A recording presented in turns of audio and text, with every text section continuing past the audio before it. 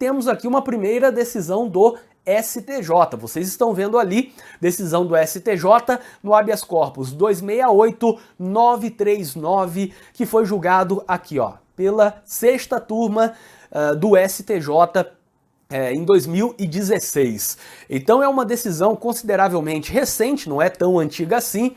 E nessa decisão eu peguei aqui, deixei em negrito a parte mais importante, que diz que, remanescendo tese deduzida pela defesa no julgamento do recurso de apelação, deve ser determinado o retorno dos autos ao tribunal de origem para novo exame do apelo nobre. Habeas corpus não conhecido, mas de ofício concedida a ordem para cassar o acórdão no que toca ao paciente, determinando que o tribunal de origem proceda a novo exame do apelo. Isso é até algo que eu esqueci de falar para vocês, mas é importante.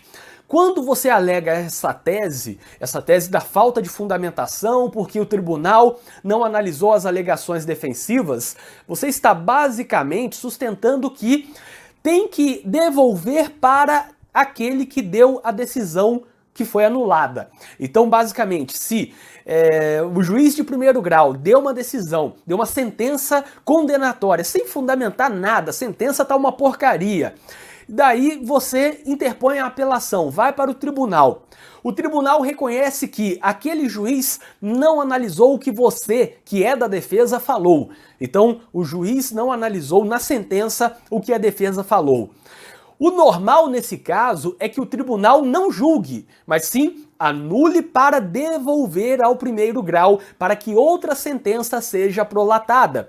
Isso porque o entendimento mais frequente nesses casos é que se o tribunal decidir, ele vai estar fazendo uma supressão de instância. Ou seja, se eu aleguei, por exemplo, só para vocês terem uma ideia, se eu aleguei em memoriais que é crime tentado e não consumado, e o juiz de primeiro grau não analisou essa tese na sentença, se o tribunal reconhece que o juiz não analisou e o próprio tribunal reconhece a tentativa, o entendimento jurisprudencial mais forte é no sentido de que isso seria supressão de instância, porque deveria deixar o juiz de primeiro grau se manifestar primeiro para depois, se for o caso, em nova apelação, o tribunal se manifestar. Isso daí é também um entendimento que, essa questão da supressão de instância, também é um entendimento utilizado quanto ao habeas corpus. Eu até já falei para vocês aqui no canal do YouTube, lá no meu site, vinistalon.com, que quando você vai impetrar um habeas corpus,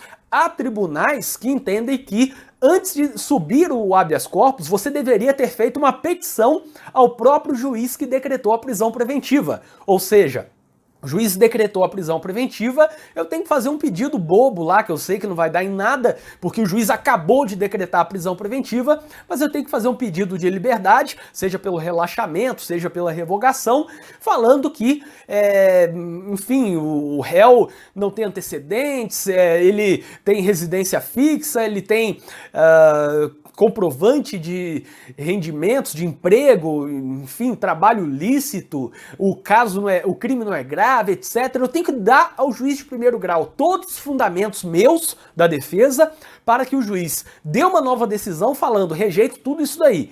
E aí, contra essa nova decisão, eu impetro o habeas corpus. Esse é o entendimento de muitos tribunais pelo Brasil quanto à supressão de instância no habeas corpus. E aqui é a mesma lógica que eles aplicam.